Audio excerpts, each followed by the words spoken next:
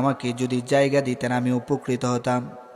ওই সাহাবী বললেন, কেন নয়, তুমি 3 দিন আমার বাড়িতে মেহমান হিসেবে থাকতে পারো।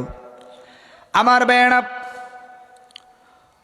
হযরত আব্দুল্লাহ ইবনে আমর ইবনুল আস রাদিয়াল্লাহু তাআলা আনহুর মূল উদ্দেশ্য সেখানে বেড়ানো নয়, মূল উদ্দেশ্য সেই বাড়িতে থাকা নয়, বরং তার মূল উদ্দেশ্য হচ্ছে ওই সাহাবী এমন কি আমল করে যার কারণে নবীজি তাকে 1 দিন নয়, 2 দিন নয়, 3 দিন জান্নাতি বলে সার্টিফাই করেছেন।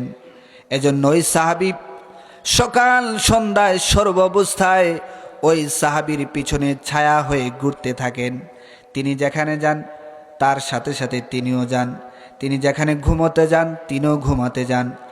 কিন্তু ওই সাহাবী দেখলেন 1 দিন, 2 দিন, 3 দিন তিনি যা যা আমল করেন তিনিও তা তা আমল করেন, এমন ব্যতিক্রম ধর্মের কোনো আমল করতে তিনি তাকে দেখেন নাই। ওই সাহাবী 3 দিন সমাপ্ত হওয়ার পরে ওই সাহাবীকে বললেন, 3 দিন আপনার বাড়িতে রইলাম, আমার মূল উদ্দেশ্য হচ্ছে নবীজি আপনাকে 3 দিন জান্নাতি মানুষ বলে সার্টিফাই করেছেন, কিন্তু আমি আপনাকে এমন কোনো আমল করতে দেখি নাই, আমি যা যা আমল করি আপনিও তা তা আমল করেন, এক্সেপশনাল কোনো আমল আপনার দেখি নাই, কিন্তু নবীজি আপনাকে 3 দিন জান্নাতি বলে সার্টিফাই করেছেন। ওই সাহাবী বললেন, আপনি যা দেখেছেন আমি ঠিক অনুরূপ তা আমলই করি, এক্সেপশনাল কোনো আমল আমি আর করি না। হযরত আব্দুল্লাহ ইবনে আমর ইবনুল আস রাদিয়াল্লাহু তাআলা আনহু বাড়ির দিকে রওনা দিলেন। পিছন থেকে ওই সাহাবী ডাকলেন, ডেকে বললেন, ও রাসূলুল্লাহর সাহাবী এদিকে আসো, তবে শুনে রাখো আমি এমন কিছু আমল করি, আমি যখন রাতের বেলায় ঘুমাতে যাই আল্লাহ রাব্বুল আলামিন তার কোনো বান্দাকে যদি কোনো অনুগ্রহ করেন, কোনো নিয়ামত দান করেন, এটার ব্যাপারে আমি প্রতিহিংসা করি না।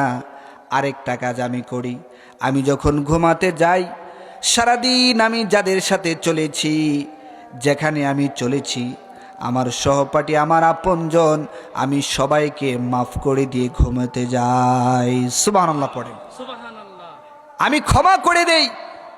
ওই সাহাবী বললেন, এই কারণেই নবীজি আপনাকে জান্নাতি বলে সার্টিফাই করেছেন, আপনার মধ্যে এই গুণ আছে যে গুণ আমাদের মধ্যে নাই। সুবহানাল্লাহ পড়েন।